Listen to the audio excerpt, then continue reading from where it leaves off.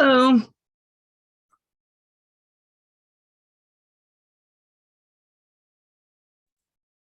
Hello. I think we'll give it another minute, see who else shows up, and then we'll start.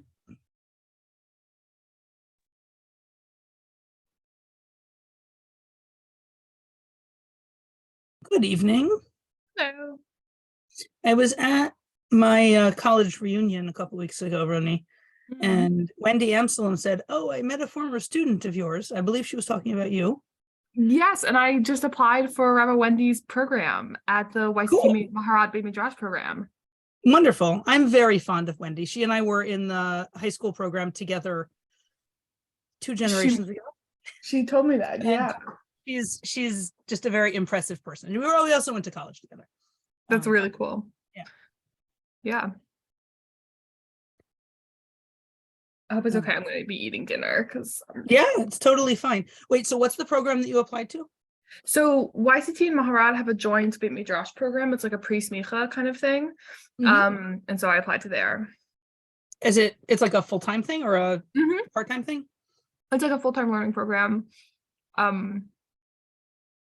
Yeah, so we'll see if I get in, but I'm excited. That sounds amazing. In person in New York or? So it's a hybrid program, so you could either do it in person or long distance, but I would want to do it in person. Some people just like can't uproot their lives to learn Torah for a year and move to a different city, obviously.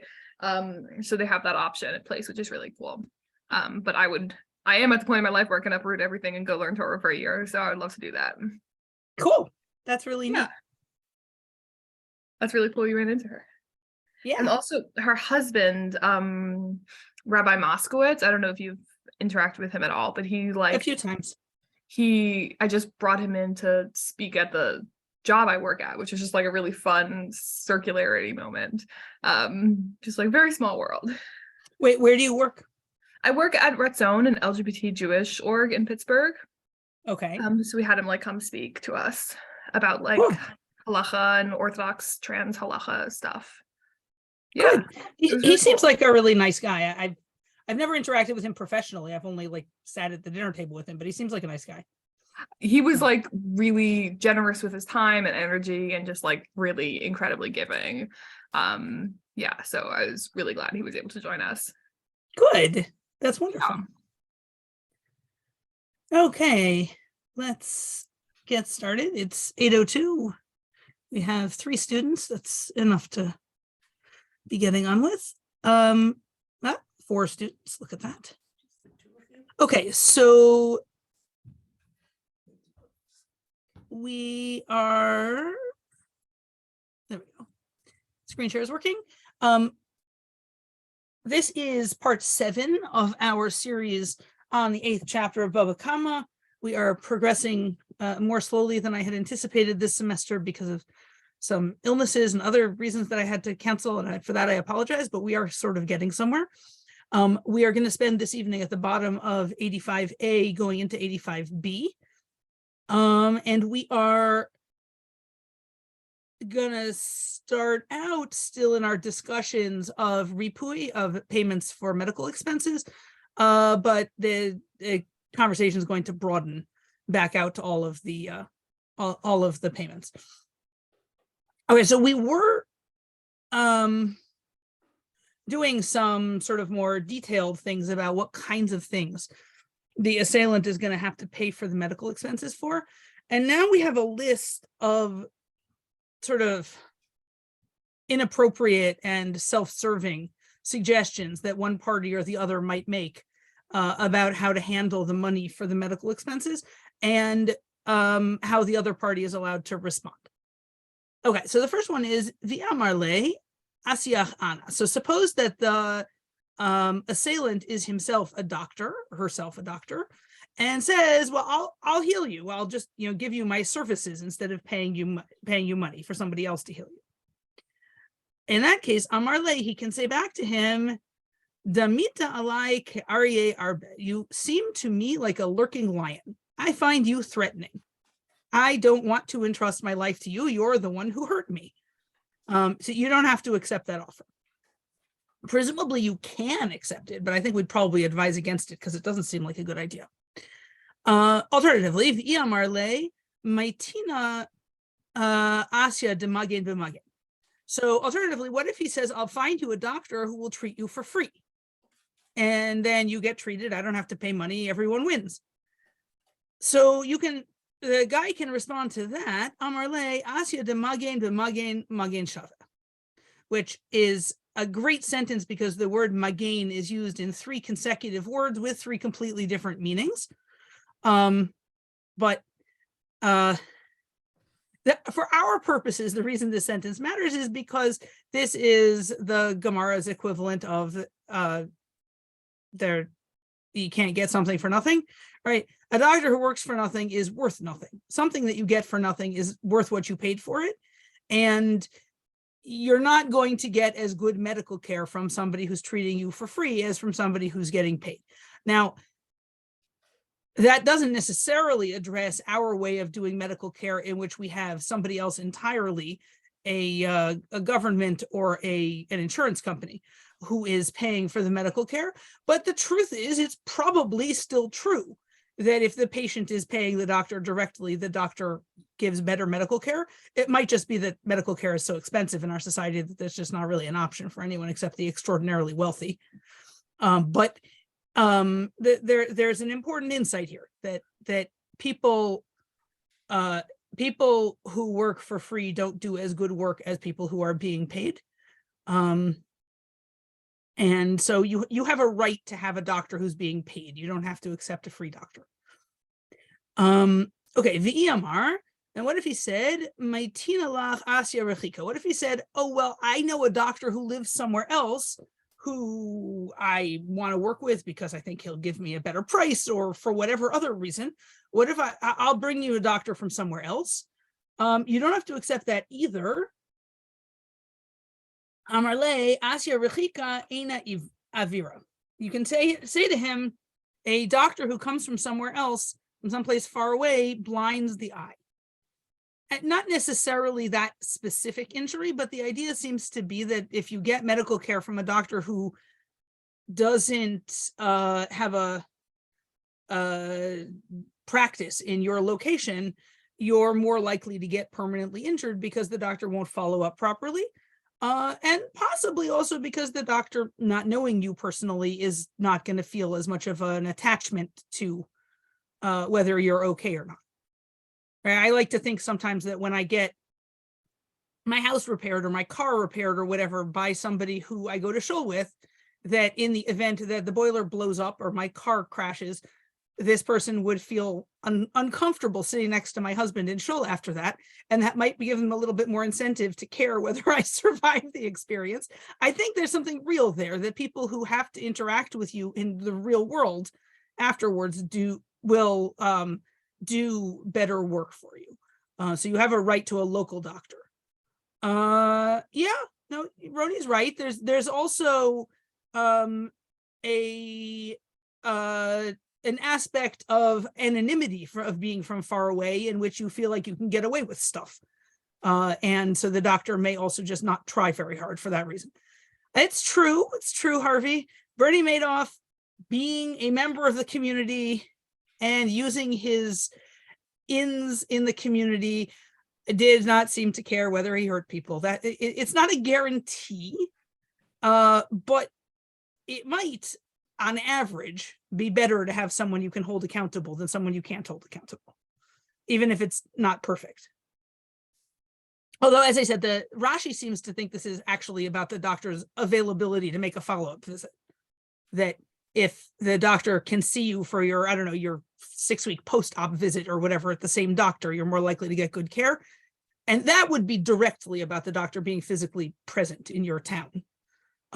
So it may be that I'm just making stuff up, but it seemed reasonable enough to me that it was worth mentioning. Okay, now we move on to inappropriate suggestions made in the other direction. So, via Marley, what if the injured party is a doctor and he says, just give me the money, I'll take care of my own problems. I'll treat myself. So the other guy can say, Pashata benafshecha, vishakalta minaita tvei. The other guy can say, well, you're gonna be negligent with your body and my money, and you're not necessarily going to do things in the most efficient or even the most medically desirable way. And I'm going to end up having to pay more money that way because you're not necessarily going to give yourself the best care. Okay.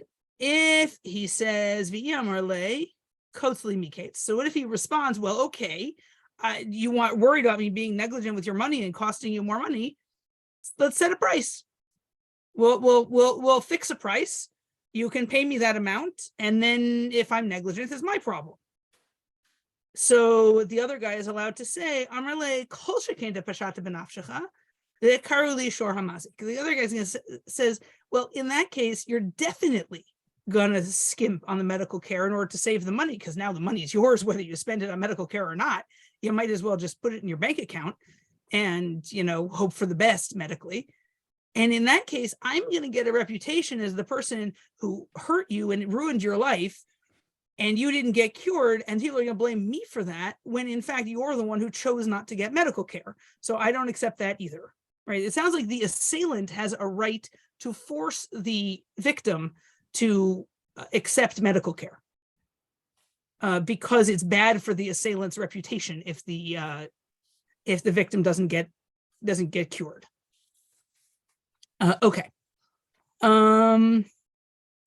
Moving on to something else. Tana, v'chulam mishtamim b'makom nezek. There's a braita that asserts that all of the other four payments get paid even if you also pay for nezek, for the permanent damage. Now, you might have thought that if you're going to pay for the permanent damage, that should just be it, right? Because if I don't know, I smash your vase at your house and then I pay you the value of the vase, I'm done. I don't also have to pay you for, sweeping up the pieces from the floor and for your emotional trauma in looking at the broken vase on the floor and whatever. Like, I just have to pay for the vase. So you could imagine that if we're going to make you pay for the permanent damage to the person's body, that should be it. That would be the end. And these other payments would only be if there wasn't any permanent damage. But this braita is telling us, no, the payments are all mutually compatible. If you have to pay for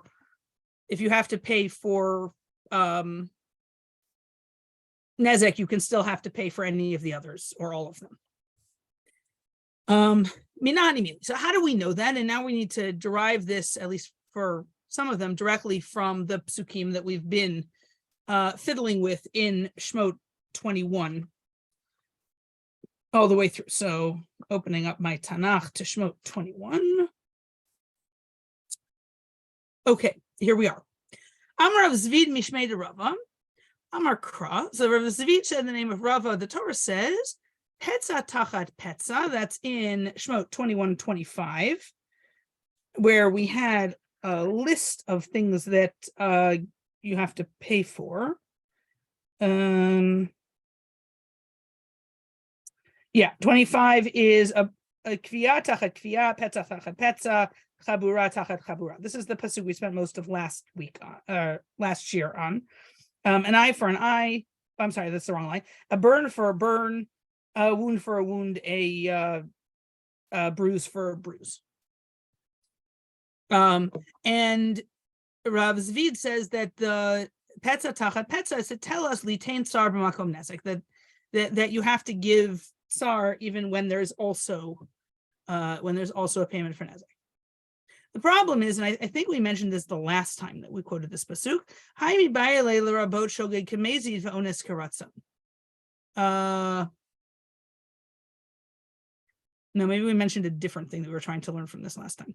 In any case, we need that pasuk because we were planning to use those words, petza tachat petza, to teach us that shogeg is like mezid, that doing something by mistake is like doing something on purpose, and that ones is like ratzon, doing something involuntarily is like doing something on purpose. The first distinction between shogeg and mazid is about whether you're trying to cause the damage, and the second distinction, onus versus ratzon, is whether you're trying to do an action at all. But either way, we had used this repetition in the pasuk to learn that it doesn't make any difference whether you meant to hurt somebody or not, or indeed whether you meant to do anything or not. If your body caused the damage, you're responsible. And that's actually a principle bigger than personal damages. That's true of anything, any damages that humans cause. If you damaging other people's stuff works that way too. It doesn't make any difference if you did it on purpose. Okay, so but if we learn that from petza tachat patza, then petza tachat patza isn't extra anymore, and we can't learn from it that you pay for pain in the same place as you pay for nezek. Imkain, but if that were the case, then nichtov kra petza bipetza. So the truth is there are two different ways to say an injury for an injury.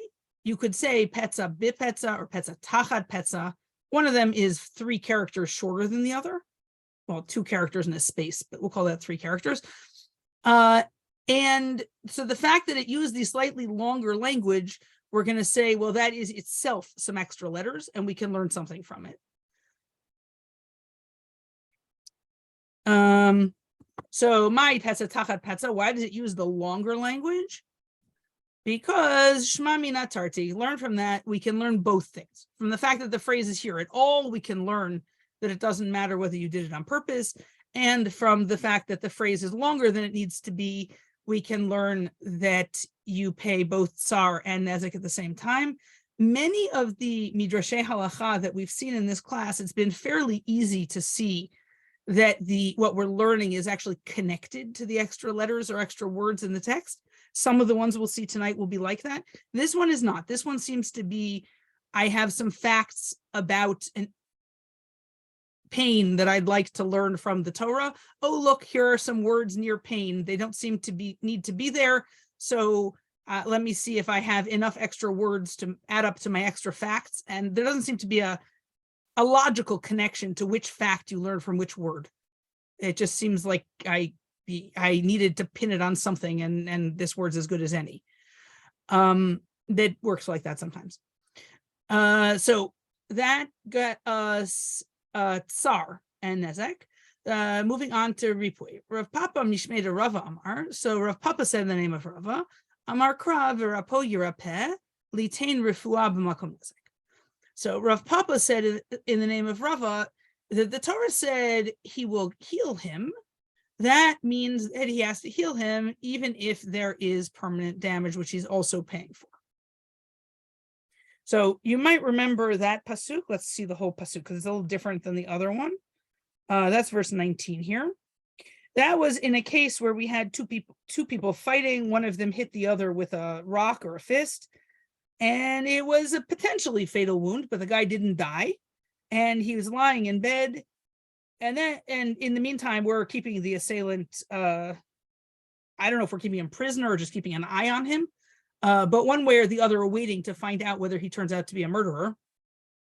And then verse 19 says, Im yakum v'hitalech b'chutz, if he gets up and goes and walks outside, al mishanto, on his own support, then v'nikah hamaket, then the assailant is innocent of murder, that is. Rak shifto yitain v'rapo yirapeh, he only has to give shevet and ripui. So that Rav Papa is learning from this rather wordy way that was phrased, that you have to pay ripui even if you also have to pay shevet. You might remember that last time or the time before, we also learned from the fact that this is repeating itself, that you have to pay ripui even in sort of marginal cases where the person is needing more medical care than they should have needed, and it's partly their fault. That does not seem to get raised here, but we are going to raise something else that we learn from these words. No, we can't use v'rapo yirapeh to mean that you have ripui and nezek paid in the same case, because we already used it in order to learn the thing that the Tana taught us from the school of Rabbi Yishmael. The Tana debe Rabbi Yishmael, v'rapo yirapeh mikan shenitna reshut larofeh l'rapot. So the Tana debe Rabbi Yishmael said that v'rapo yirapeh teaches us that permission is given to a doctor to heal. Now, it might be that that just means if the Torah says that you're supposed to pay for someone's medical expenses, that must be that medical expenses are a legitimate thing to have. And indeed, medical care is a legitimate thing to have, because we wouldn't make making you pay for it if it was criminal to do it. Right. So that might be all that there is here. But I think that it's possible that we also have a pun here.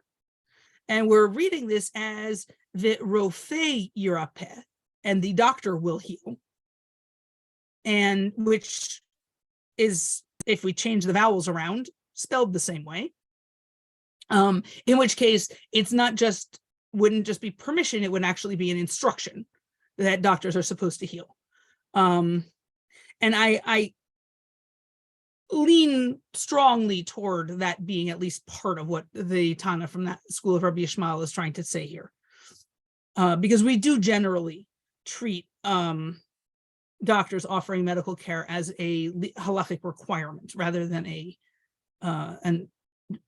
well, I guess you could if you really have to, right? We don't usually treat it that way at all. We use as a concession. We usually treat it as a requirement. But the Gemara says, Imkain, if that's all we're going to learn, Nichtov Rachmana v'Rofeh Yirapeh. In that case, let it just say so, right? We could to have it say, let the doctor heal. We could change the vowels and have those be the words it says. The pasuk will still make sense, right? It will say the assailant isn't a murderer. We just need a doctor to heal the guy. That's a coherent sentence. So if that's all it was trying to say, then that's what it should say. But it doesn't. It has this other set of vowels, which in the nifal, in the passive, saying, he will be healed. That's way more complicated than it needed to be. So we're going to learn from the extra complication here. It's not even extra letters now. It's just like a weird grammatical form that we're going to learn from that you give ripui all the time, even when there's also nezek. Oh, we do get the other one. I'm sorry. I forgot this was here. And I translated this this morning, so you'd think I would remember. I apologize. But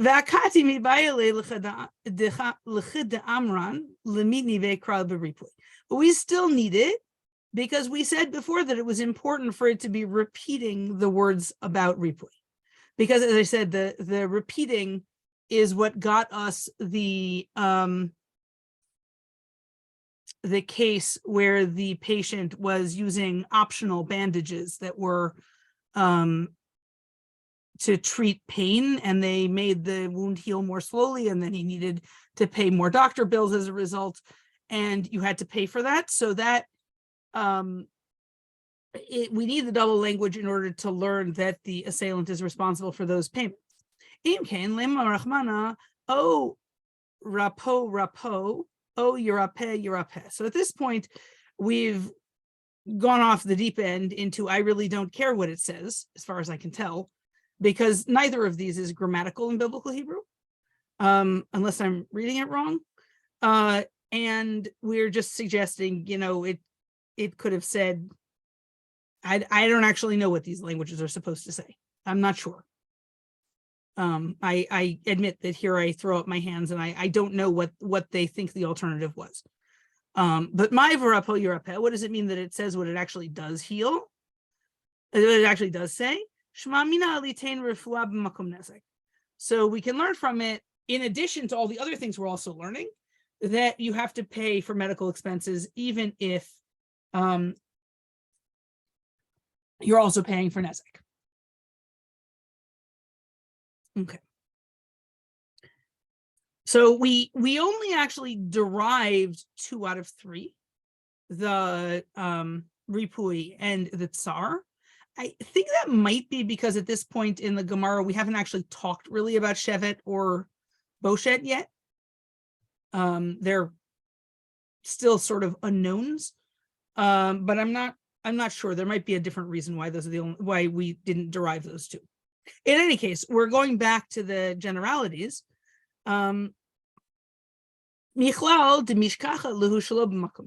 if we're making this pronouncement that you have to pay the other 4 payments even when they happen at the same time as Nezek, then apparently they can happen not at the same time as Nezek, because apparently that's the normal case that we always knew you were going to pay.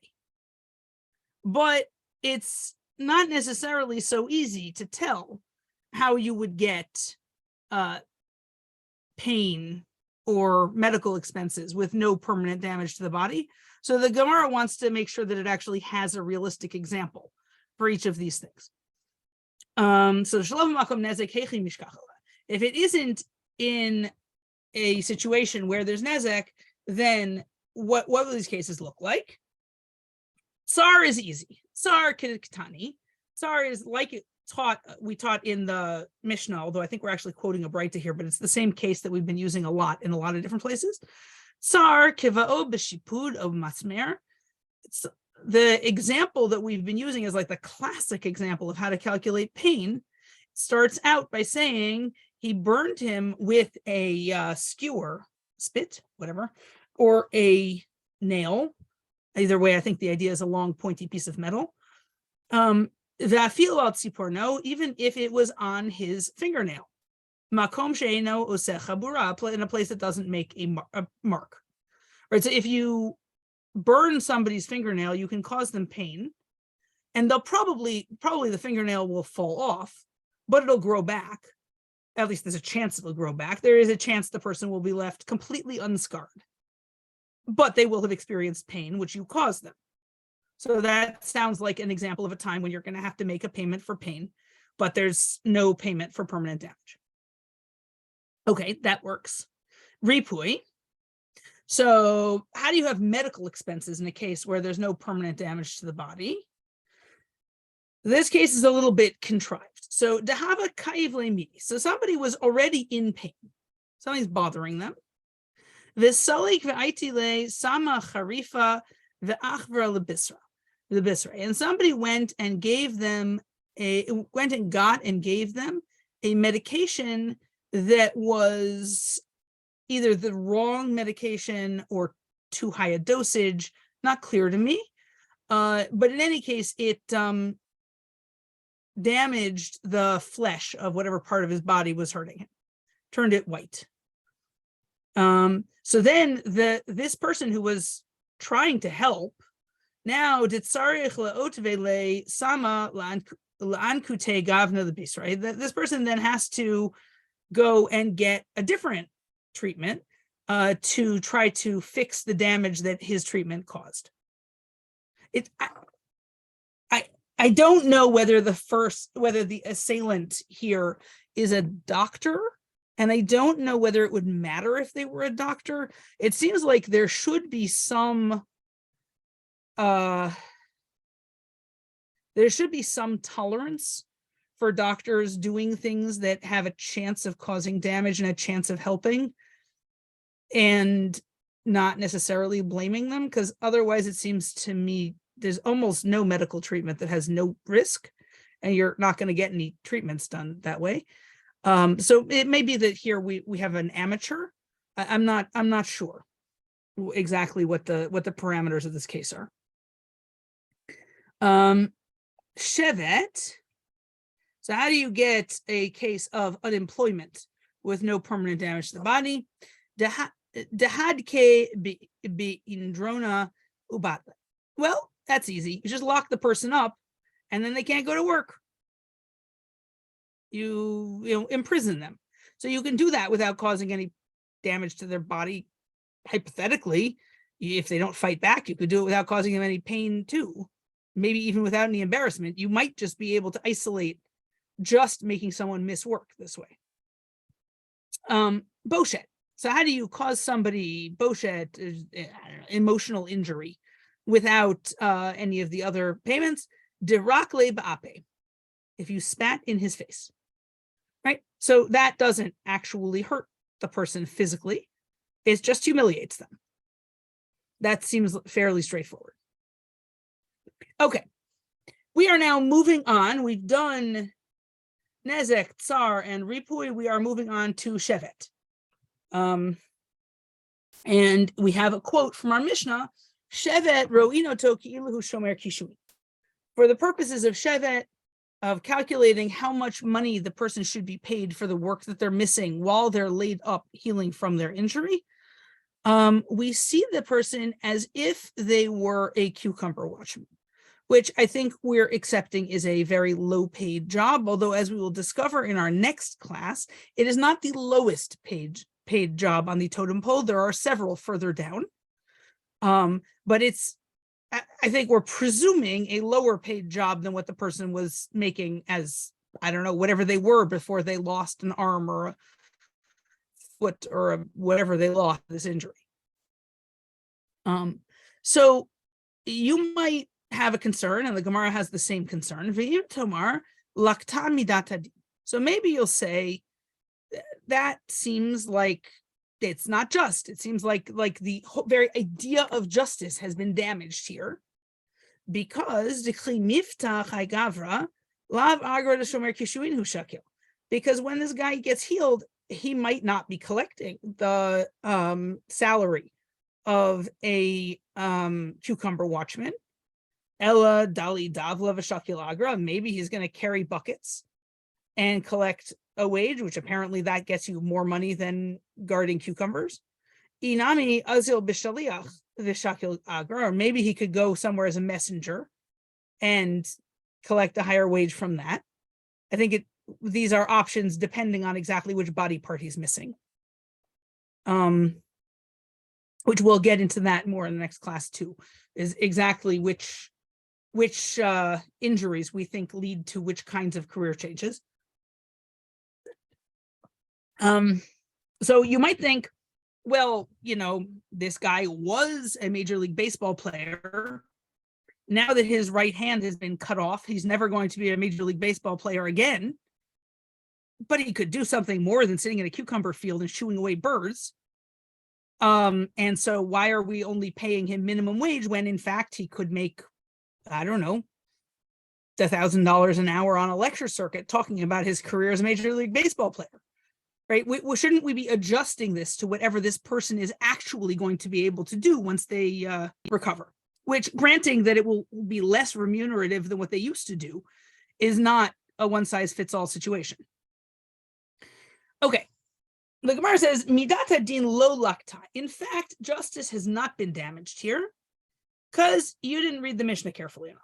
Well, or Deborah didn't read the Mishnah carefully enough. Shekvar natan lo dmei yado v'dmei raglo. Because the Mishnah said the reason we see him as a cucumber watchman is because he's already been paid for the price of his arm and the price of his leg. So that person, the person who's being paid as a cucumber watchman, that's an example where the reason all he can do is watch cucumbers is because he lost an arm and a leg. But if he didn't lose an arm and a leg, and he only lost an arm, or he only lost a leg, or he only lost an eye, or whatever, then we'd adjust accordingly, and we'd make the assailant pay him shevet based on the salary of whatever it is that he's going to be able to do. And in fact, if he lost so many body parts that he can't even watch cucumbers, then we would adjust according to that also. We will see more about that next time. Okay, so that is the end of tonight. It was a little shorter, I guess, than I meant it to be. Are there questions?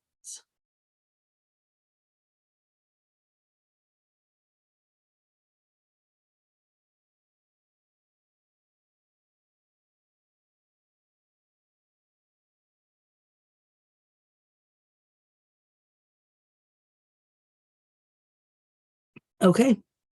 I am not sure about class next Monday. Let's assume that there will be class unless I let you know otherwise. But there's a possibility that I will have a conflict. So hopefully I'll see you next week. And have have a great night. Thank you. Thank you. Thank you. Week.